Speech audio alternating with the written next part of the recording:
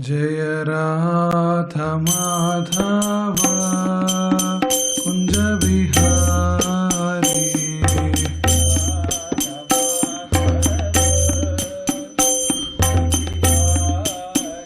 Jaya Radha Madhava Kunja Vihari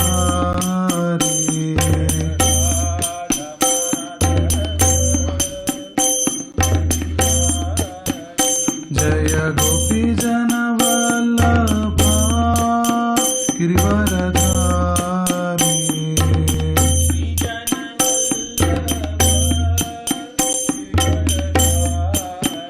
Jaya Gopi Jana Vallabha Girivaradhari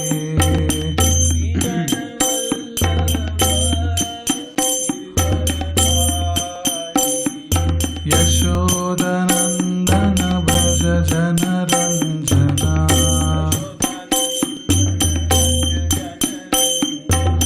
Yashodanandana Braja Janaranjana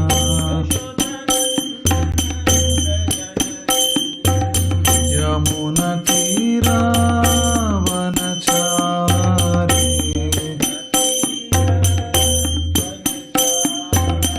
Yamuna Tira Vanachari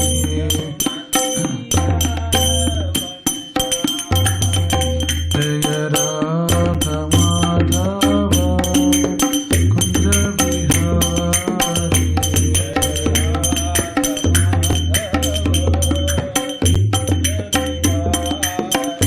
Jaya Radha Madhava Kunja Vihari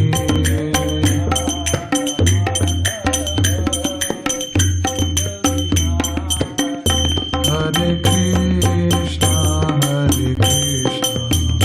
Krishna Krishna Hare Hare Hare Rama Rama Rama Hare Hare Hare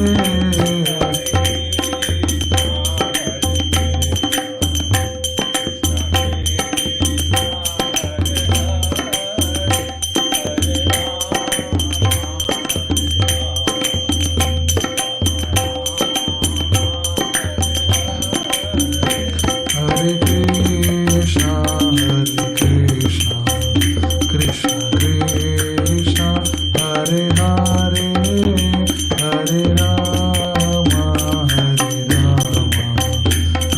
Rama Rama Hare Hare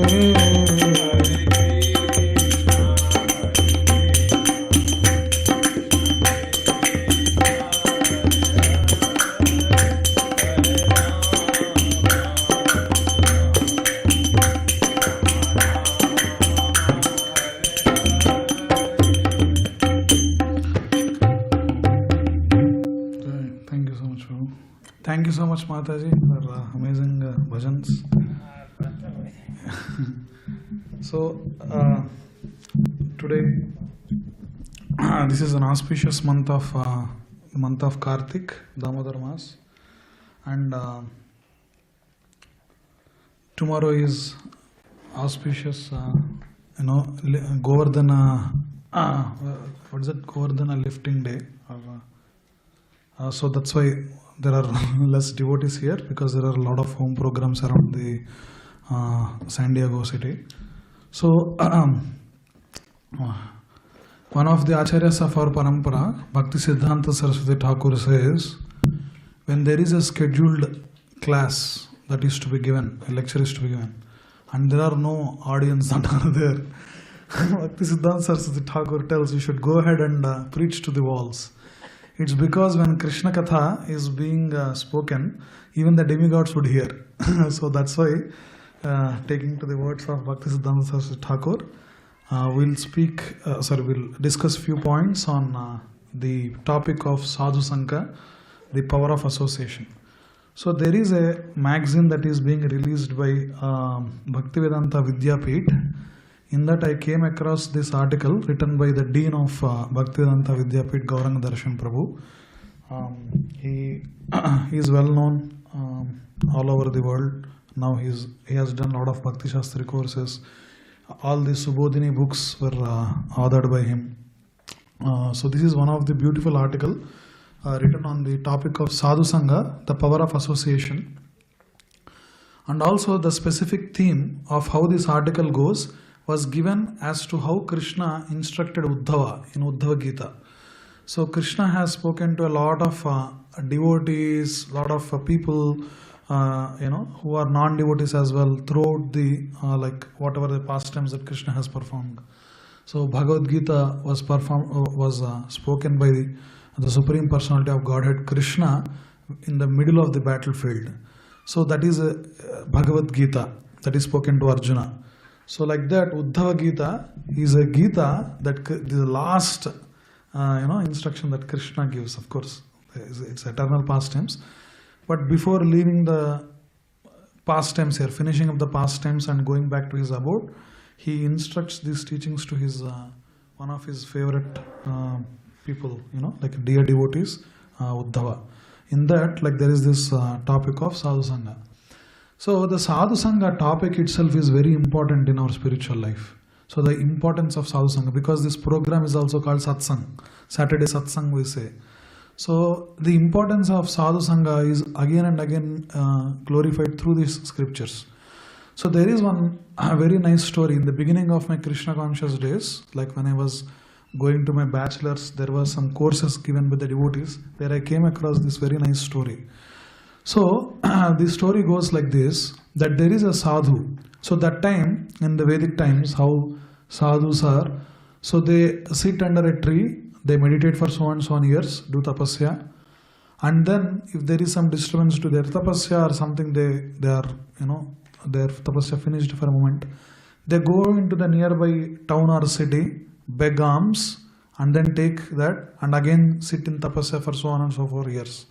So in Mahabharata, so many pastimes go on like that. Many times we will see this pattern. So like that, this is one sadhu in. So he is doing some tapasya. So because they are sitting like that for so on and so years, so there is some nest of the parrots that are formed, and like there are like two baby parrots that are there. And because of their feathers falling on him or something, he woke up from the tapasya. Like and then he saw that there are these two birds where they were hatched or something like that. And then what he does is, he will take these two birds with him and he'll go into the nearby city. So there he gives one of the parrots to one of the people who is like a butcher man. And then he'll tell, keep it with you and just take it to your raise it as your pet, like that he says. And then he goes on, and then he meets one of the ministers under the king who is very, very pious and all that. So he gives the second parrot to that minister. So then he gives some advice to the kingly affairs, and then he retires back to his tapasya. And after a few years, he'll be again for taking some bhiksha, he'll be walking through the kingdom. So when he is crossing one of the doors, so there is one of the parrots shouting very harsh words. Hey, cut him, kill him, like that, like it's shouting so bad words. And he came to see what is, first of all, he doesn't know what is shouting, and he come to see that this parrot is shouting like very harsh words, and through whoever passed by that house, it keeps shouting at them. Then he actually passed that neighborhood, and he goes into that minister who is his dear friend. And then when he enters into the courtyard, like a entry, like a living room, you can think.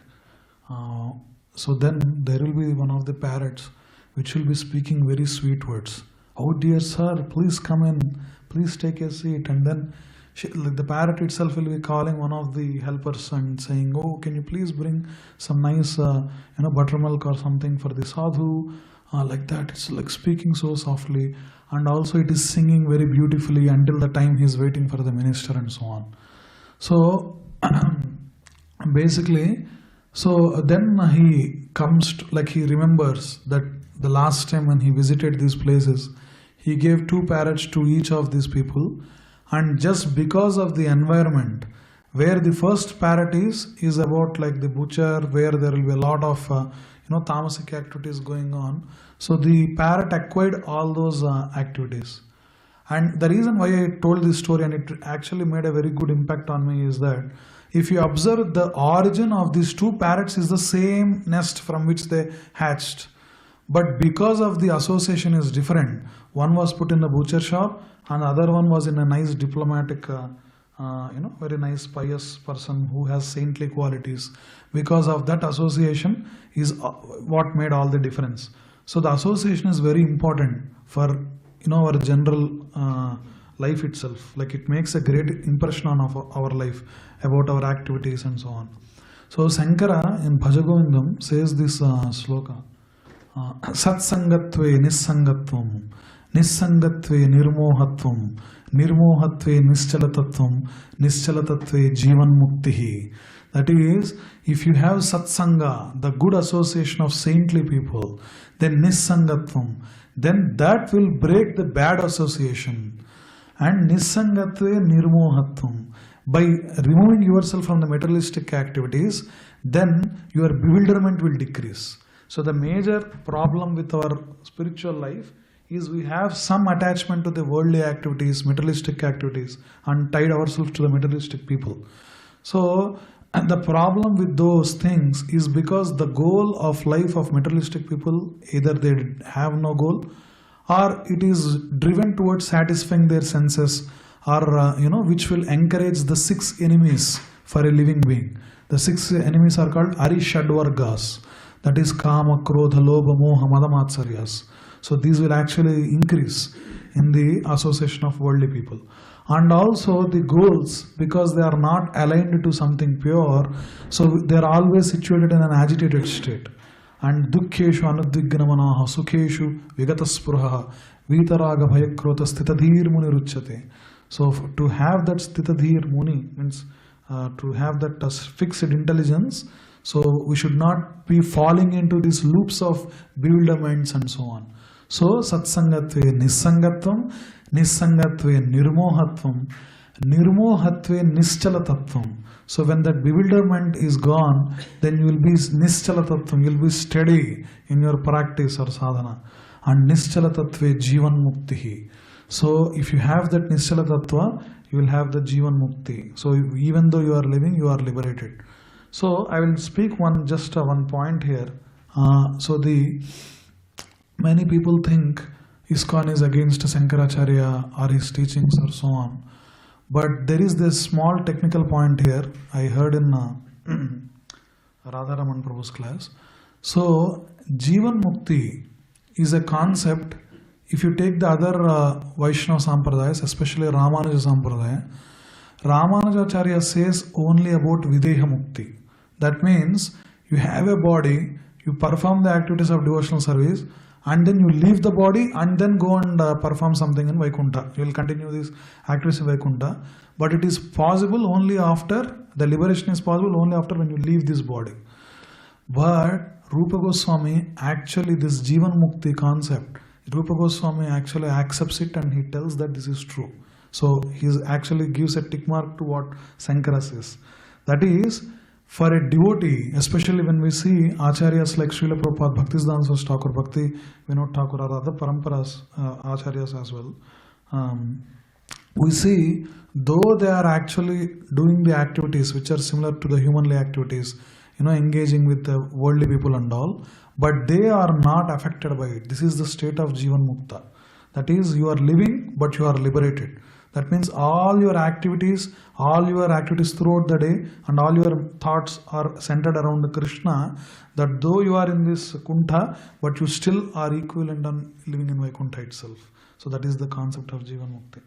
So this is some words Sankara says in Bhajagovindam about Sadhu Sanga. So that's why Sadhu Sanga is very important. So there are, in the philosophical teachings of Uddhava Gita, so there are like some 4 or 5 points that are, I think it's about 7 points. We'll try to cover as many as possible, whatever the time permits. So, what is the importance of this Sadhu Sanga? So, first point is destruction of material attachment. I said Nisangatvam. So, the devotee association reduces one's inspiration to enjoy sense gratification, increases one's inspiration to serve and get attached to Lord Krishna. So, that is one great benefit we get with devotee association. So, there is a verse from the 11th canto of Srimad Bhagavatam. Is it Bhagavatam? Yeah. Tato dussangamutsrijya satsu sajjeta buddhiman santa evasya chindanti manovya sangam uktibihi. That is, it says an intelligent person should reject all bad association and take to the association of saintly devotees whose words cut off the excessive attachment of one's mind. So the worship of a devotee is greater than direct worship of Krishna himself. So that is one of the verse which is said. So first point is destruction of material attachments. And the second point is, when you are coming in the association of the saintly people, so what we observe is Vaishnavas, when they are practicing these principles that are taught in Srimad Bhagavatam or Bhagavad Gita, they exhibit some qualities. So these are very saintly qualities which we could learn and is very beneficial for us also. So what we observe first is Vaishnava behavior. So there are 8 qualities of a devotee that are given. So this is from the 11th canto of Srimad Bhagavatam. Santo anapeksha machittah prashanta samadarshinaha nirmama nirahankara nirdvandva nisparigraha. That is santaha. So the saintly devotees are anapekshaha. They don't depend on anything material. That is anapekshaha. So in one of the principles of surrender, there are like 4 fundamental steps of Saranagati. So that is not amanitvam, akinchanatvam, ananyagatitvam. Like that there will be 4 steps Ramanujacharya gives. For anyone to do full surrender, they should have these steps. So the first one is akinchanatvam. That is not depend on anything material, anapekshaha. That is akinchanatvam is they do not have any worldly possession that they can claim that this is mine. So that is we observe in the saintly devotees. So whatever the possessions that they have, they see as the gift from the God, and this is what the Isavasya principle is. And also it should be engaged in the Lord's service itself. Like how we saw like Rup Manohar Prabhu and Aparna Mataji, how they were engaging their talents in serving the Lord. So like that, nothing that we have is actually ours. So that is akinchanatvam. Akinchana means nasti kinchana yasya saha. That means they do not have any material possession that they claim that this is mine. They take everything as the gift from the Lord. So that is anapekshaha. Mat chittaha. They are always conscious of Lord Krishna. So whatever the activities that they have, whatever the words that they speak, always glorify Krishna. So that is mat chittaha. And the third point is prashantaha. So the devotees are always peaceful. Because there is no material hankering that the devotees go through, so they don't go into these loops of suffering and falling into some like material loop. Oh, I want this, I want that and all. They'll be free from that. So that is prashantaha. And samadarshinaha. So we see in the Upanishad verse also. Yastu sarvani bhutani atmanyevanupashyati sarvabhuteshu chatman tato na vijugupsate. Like that it comes. That is, yastu sarvani bhutani atmanyevanupashyati. So when they are seeing that everyone is the part and parcels of Krishna, and within every living being there is Supreme Personality of Godhead, Krishna as Paramatma, then they do not hate anything or any being. So that is a samadarshanaha. So they have the equanimous attitudes towards everything. And nirmamaha, they are free from possessiveness. So mama means, mamakar or mama means, oh, this is mine, this is my kids, my family, only good should happen to mine, that is mamaha. So they'll be free from that possessiveness. So we see many of the politicians are completely robbed of their intelligence because of this mama concept, because they are so much into this, trying to look after their own people and all. They go into sinful activities and so on. So, but the devotees are, because of the equanimous attitude they have, the equal vision that they have towards every being, so they are free from possessiveness also. And nirahankaraha, ahankara means false ego, and nirahankaraha means free from false ego. Actually, Srila Prabhupada, when he translated and put some of these words in Bhagavad Gita, so some of them are coming from Bhakti Siddhanta Saraswati Thakur and so on. But like you see, many of the people translates ahankara as ego, but we actually say it's false ego. That means our identity is there. As a soul, we have one identity, but we actually take that identity and align it to the wrong things. Like where we saw this is Arjuna Vishada Yoga. In the Bhagavad Gita, the whole first chapter, Krishna doesn't speak a single word. Only like he'll be listening with a mandasmita, like that he'll be just listening. So the whole first chapter is Arjuna's lamentation only. But why is that chapter very important? Why can't we just print and discuss from the second chapter? Is first, Arjuna is representing a normal material, like a living being who is having an identity, but he is aligning that identity to wrong things. Like he is worried about like what will happen to my teachers, my relatives, like my brothers and so on. But they are doing absolutely like sinful activities. Like even when Pandavas are in doing the Vanavas, you can see the Kauravas do not just mind their own business. Like they come and like taunt them, and many saints come and visit Hastinapur that time. But like Duryodhan doesn't respect them, and he gets a lot of curses even during the process. So you can see that it's not just Pandavas that are problematic in related to Kauravas, but they are sinful people, they are envious people and so on. So like you identifying yourself that they are my kin, it's a wrong identity. So that is why it's called false ego. In relation to that, even we also, so our eternal position is our constitutional position is to be servant of Gopi Bhartur Pada Kamalayor Das Dasanudas. We are part and parcels of Krishna, and when we serve Lord, we'll feel happy. We are happy. We are situated in a good position. So when we are deviating from that service attitude, and if you are going into this bhoga vritti, that is enjoyership mentality, then we get all the sufferings and so on. That's how the material world is designed also. For us, we get like a punishment when we are trying to be rebellious and so on. So, nirahankara, that is free from false ego. That means they do not identify themselves to the wrong things, but like the saintly people, especially pure devotees, they know that their position is the servant of Krishna. That's why you can see so many similar qualities are observed across many Vaishnava acharyas as well. Like one of the things is humility, being so humble and so on. It's because they are free from false ego. And if we are having in an impure state these kind of things, the way to purify that is to chant the names of Lord. So when we are chanting the names of Lord Hari, so all these ignorant, the ignorance, layers that we are covered with are removed one after one, and then the false ego will be purified, and we'll realize, that we are servants of the Lord, and will be more attached to the Lord and devotional activities.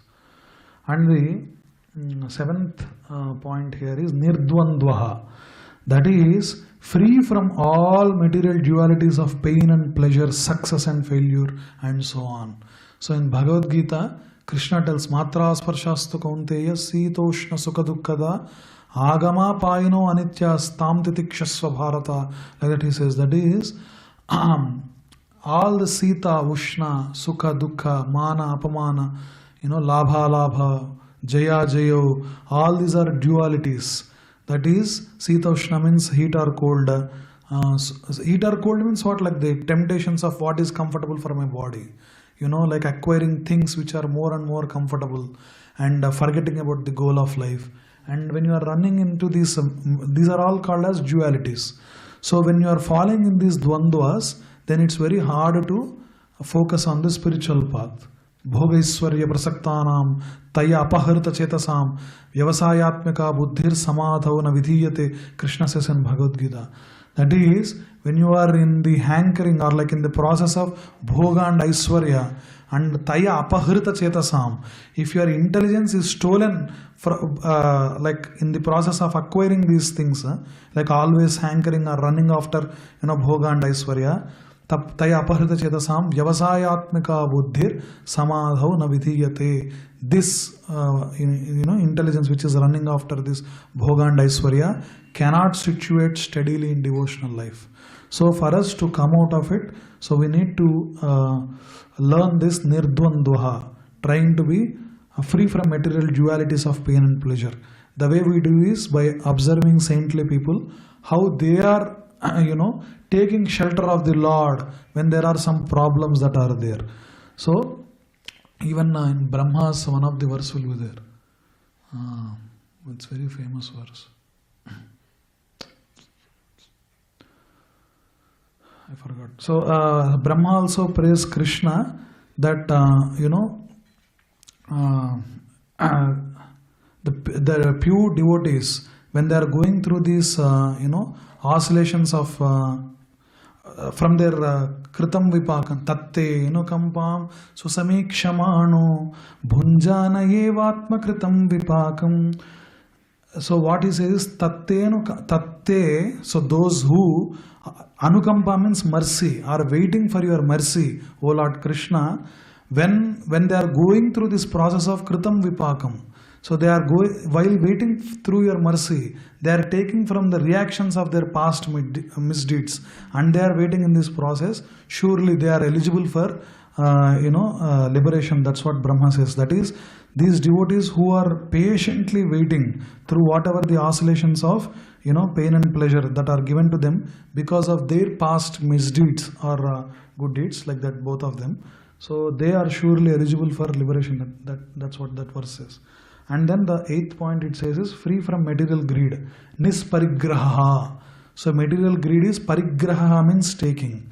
So majority of the material worldly minded people are into this material greed in trying to acquire more and more and so on. So the saintly people do not do this. So that's why these are the qualities that we learn from the saintly people. This is one of the point that Uddhava Gita Krishna says. And Matchitta, or fixing the mind on Krishna, is the most important quality that makes one gradually attain all other good qualities.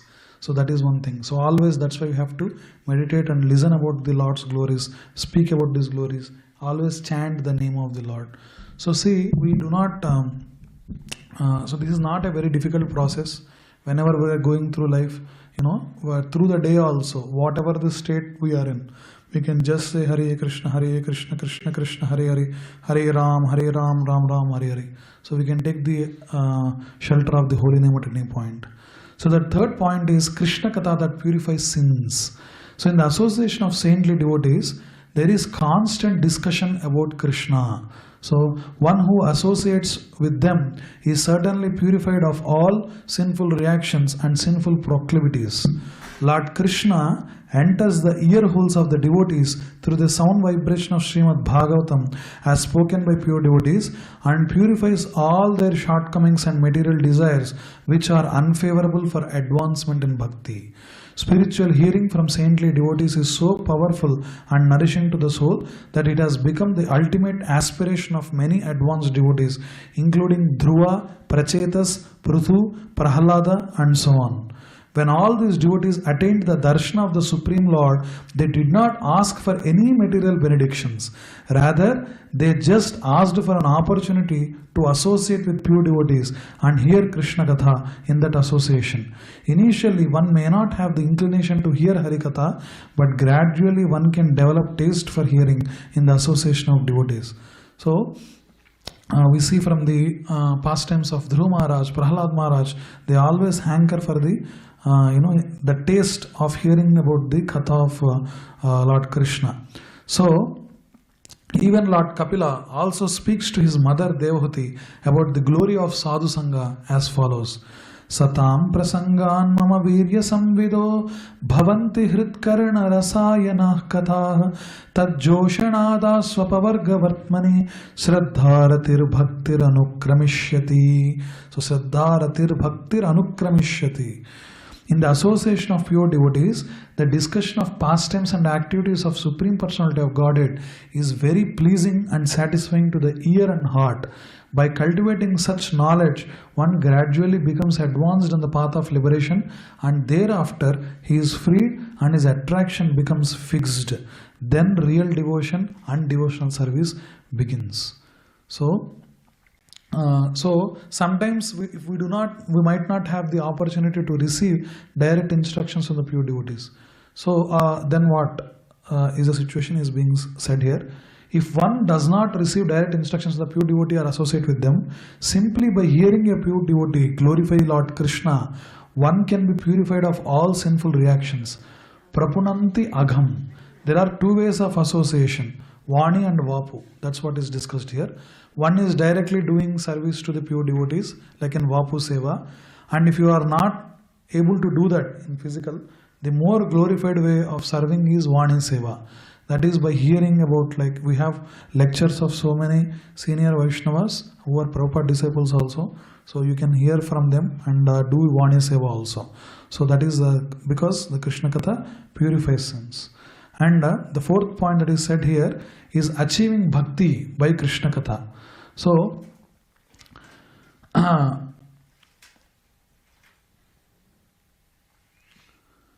so there is one verse here, I think this is from Srimad Bhagavatam 11th canto. Taye shrinvanti gayanti hyanumodanti chardritaah matpara shraddha dhanascha bhaktim vindati te mayi. Whoever hears shrinvanti, chants gayanti and respectfully ardritaah takes to the heart anumodanti, these topics about Krishna, becomes faithfully dedicated to me, matparaha, and thus achieves my devotional service, bhaktim vindanti. That's what. So hearing about Krishna is not just like some information gathering. Oh, what happened there, what happens in this story and all that. It's about like, or not to impress people also with one's knowledge. The word anumodanti indicates that a devotee not only hears and chants the narrations about Krishna, but also takes the message into one's heart and gradually develops one's devotion to Krishna and Vaishnava qualities that makes one dear to Krishna and his devotees, so that qualities will arise. So that is one thing. So the fifth point, we are in the concluding things, there are only like two more points. So the fifth point is, when the association of devotees, we get to serve pure devotees. So in the association of pure devotees, one not only gets the opportunity to hear about Krishna, but also an opportunity to serve devotees who are very dear to Krishna. By sincerely serving pure devotees, one's theoretical understanding of spiritual philosophy becomes a practical realization. So there are two words in Sanskrit we discussed, that is Gnanam and Vijnanam. So Gnanam is that theoretical knowledge about the spiritual realization or philosophy. But the realization is Vijnana. So that is what Tad Vijnanartham Sa Gurumeva Bhigachyetaha Svetasura Upanishad says. If you want Vijnana, if you want to obtain Vijnana, that is the practical realization of the scriptural teachings, Tad Vijnanartham Sa Gurumeva Bhigachyetaha. So one must have to approach a bona fide spiritual master or pure devotees. And so who is that? Samitpani Srotriyam Brahmanishtam. One has to approach Samitpani Srotriyam Brahmanishtam. So they should be a Srotriya Brahmanishtas. Srotriya means they are well versed in the scriptural teachings that are given in Bhagavatam and Bhagavad Gita and all the Vedic scriptures. That is Srotriyam. And Brahmanishtam, they should be pure devotees who are always fixed in devotional service. So that is what. So service to the pure devotees is one thing we get from the association. And 6 is the safe boat of devotees association. There are so many verses that a pure devotees association is compared to safe boat. One of it is given in the Uddhav Gita itself. Nimajyonmajjatam ghore bhavabdhau paramayanam santo brahma vidasanta naudhrudevapsu majjatam. That is, just as food is the life of all creatures, Krishna's devotees are the only refuge of persons fearful of falling into a miserable condition of life. The shelter of pure devotees saves one from being dragged down with the material lust and anger, because they engage one safely in Krishna's loving service. So that is the sixth point. And the last point, that is association bestows a spiritual vision. So the sun allows us only to see external objects, and that too only when he rises in the sky. But Lord Krishna's devotees bestow divine eyes, that is spiritual vision, to see objects and events in life from a mature perspective. Thus the devotees who Lord Krishna considers non-different from him are once real worshipable deities and are real family members. This is what the verse in Uddhav Gita says. So there is a saying also, when Parvati asks Lord Shiva, so what are the highest form of practice, like that? So Lord Shiva speaks to Parvati that Tasmat Parataram Devi Madhyanam Samarchanam. So he says, out of all worships, worshipping Lord Vishnu is supreme, and than worshipping Vishnu or Hari, the most beneficial thing to a devotee in the practice is to worship his devotees. That means to go through, that's why we chant through the parampara and then go to the holy names of Krishna. So Santo Dishanti Chakshumshi Bahirarka Samuttitaha Devata Bandhava Santa Santa Atmaham Eva. So that is what the verse is. So that is, foolishness is the wealth of impious, who place great value on their treasure and firmly make up their minds to remain in the darkness of ignorance. Saintly devotees of the Lord are just like the sun. Arkaha means sun. By the light of their words, the living entity's eyes of knowledge are opened and the darkness of ignorance is destroyed. Therefore, the saintly devotees are once real friends and relatives. They are the proper recipients of service, not the gross material body which merely clamors for sense gratification. So in conclusion, this Lord Krishna enlightens Uddhava about the glory of Sadhu Sanga. So let us eagerly take this opportunity to associate with saintly devotees of Lord Krishna and serve them to best of our capacity and come closer to Krishna consciousness, our ultimate aspiration. That's all. Thank you so much. Yeah. Any comments? Thanks for that. Jai. Thank you. Absolutely great. It's okay. So we'll have last question, or if